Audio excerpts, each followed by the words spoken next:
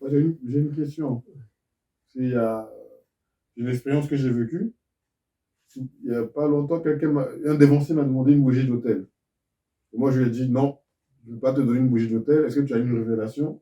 Sinon, dans ce cas, on va voir le chef visionnaire. Il me dit ah, d'habitude, on prend les bougies d'hôtel et puis on en met dans les poches. Donc, c'est une habitude qu'il a de récupérer les bougies d'hôtel. Il veut savoir l'utilisation des bougies d'hôtel. Comment ça se fait qu'il y en a qui disent que c'est facile? Alors, moi, c'est automatique. Voilà. Alors, j'ai appris que ça, c'est sur révélation. Oh, que le nom de l'Éternel soit béni.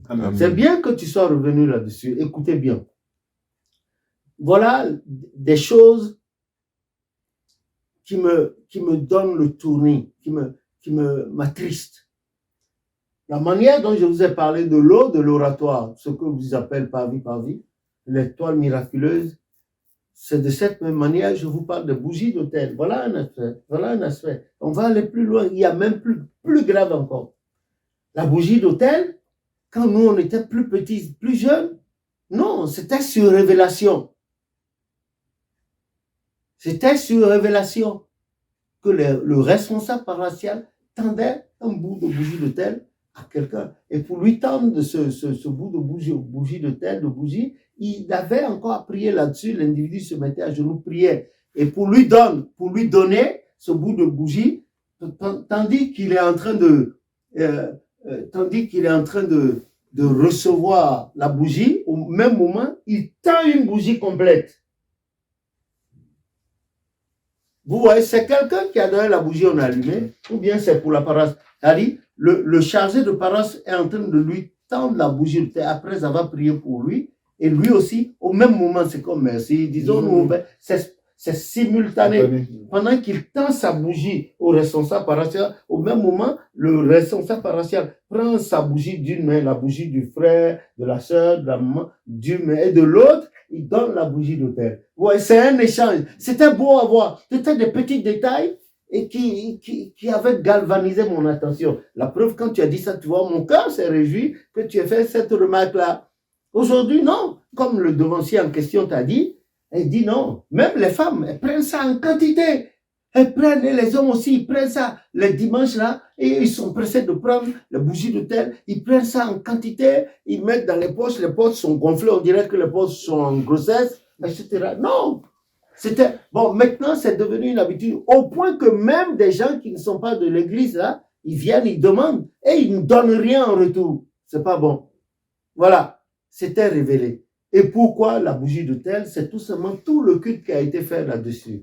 Le résumé de tout, tu charries ça avec toi. Il y a les combats, la protection, la délivrance, tout ça. Vous voyez, il faut être dans le spirituel pour comprendre ce mimétisme-là. Autrement dit, c'est un truc sans importance. Si, ça a de l'importance. Et moi, même à présent, il m'arrive de temps en temps de sortir avec un bout de bougie d'hôtel dans la poche parce que quand je finis de prier, le Seigneur me renseigne, son esprit me renseigne dans sa miséricorde. On dit, est-elle bougie d'hôtel en poche? Est-telle chose en poche ou bien un bout? Voilà. Et je respecte. Sinon, franchement, toutes ces choses-là, je ne suis pas accro à ça. Mais je regarde tous les détails que Dieu donne aux chrétiens célestes pour leur montrer combien cette église est une église de grâce. Voilà. Il y en a qui vendent ça, hein. Sur certaines paroisses-là, ils vendent la bougie d'hôtel. Ils vendent la bougie d'hôtel. Ils vendent. Est-ce qu'on doit dire qu'ils ont raison? Est-ce qu'on va dire qu'ils ont raison? On ne peut pas les condamner. Vous savez pourquoi? Si vous ne donnez pas une bougie en remplacement, il faut donner quelque chose. Voilà. Moi, en Afrique, la dernière fois, quand on y a fait un tour, maman et moi, il y a une maman là qui est venue et elle a pris la bassine blanche, elle a acheté de l'eau à la pompe, hein, et puis elle est venue, elle a demandé un bidon d'eau là, donc en retour, elle a donné une bassine d'eau. Une bassine d'eau de robinet, elle a donné, puis on a remplacé là-bas. J'ai trouvé ça, elle a fait ça spontanément, mais j'étais resté à l'écart, et mon âme a apprécié. Voilà, il n'y a rien sans rien. Il n'y a rien gratuitement. Il faut participer. Le Seigneur, la preuve, il dit, il est exigeant.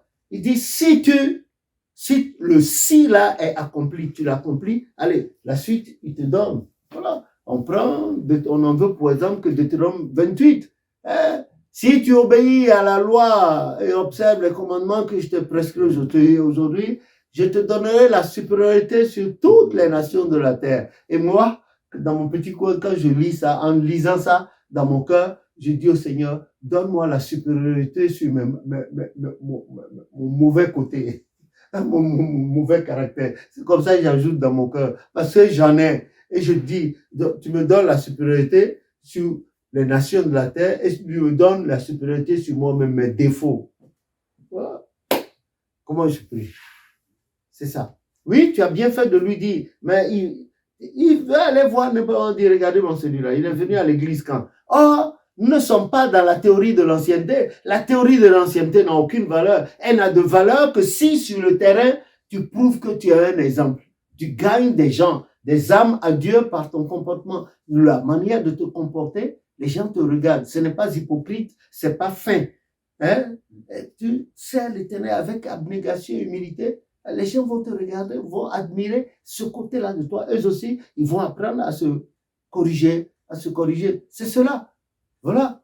Il va dire quoi? Moi, je vous assure, même pour les consultations de l'Éternel, les gens viennent, ils achètent les bougies. Moi, c'est des choses qui m'indisposent. Ils achètent des bougies. Quand tu as la paroisse, en tant que chef de paroisse, ils viennent et disent qu'ils veulent faire la vision. On ne fait pas de vision. La vision n'est pas une chose qu'on fait, c'est un don de Dieu, c'est une grâce. Comme a dit Joël 2 à partir du verset 28, Actes des Apôtres 2 à partir du verset 17, 21 ou 17 ou 21. Voilà, c'est une grâce. On ne fait pas la vision. On vient consulter l'Éternel. Voilà. Et c'est exprimé dans Exode, je crois. Exode et Nom, on ne va pas voir Dieu les mains vides. On ne doit pas aller sur une paroisse les mains vides. Je vous conseille spirituellement, en venant sur la paroisse, il faut toujours amener quelque chose. Vous venez sur la paroisse, le voir le chargé de paroisse ou l'évangile de tutelle, il faut toujours amener un don. Parce que lui, c'est un serviteur de Dieu. Il est là en tout moment. Et Hébreux 13 a dit, veillez sur vos serviteurs, faites du bien aux serviteurs de Dieu qui veillent sur vos âmes. Tandis que vous dormez, eux, ils sont en éveil, en train de prier pour vous. Voilà. Quand je marche, je te marche dans ma tête avec un pensée à Biola. Comment Alex aussi. Je pense même sur le monsieur qui me regarde là-bas. C'est comme ça que je suis moi. Ma vie, elle est comme ça. Je ne sais pas pourquoi Dieu m'a créé en train de penser aux autres. Comment même les gens qui m'insultent, me salissent, je vous assure. En permanence, c'est comme ça. Même en mangeant, je me souviens de ceux qui sont dans la rue, nos frères, tout, c'est en permanence.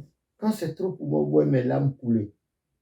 Et la voix de la femme, la maman qui dit non, l'Éternel va arranger.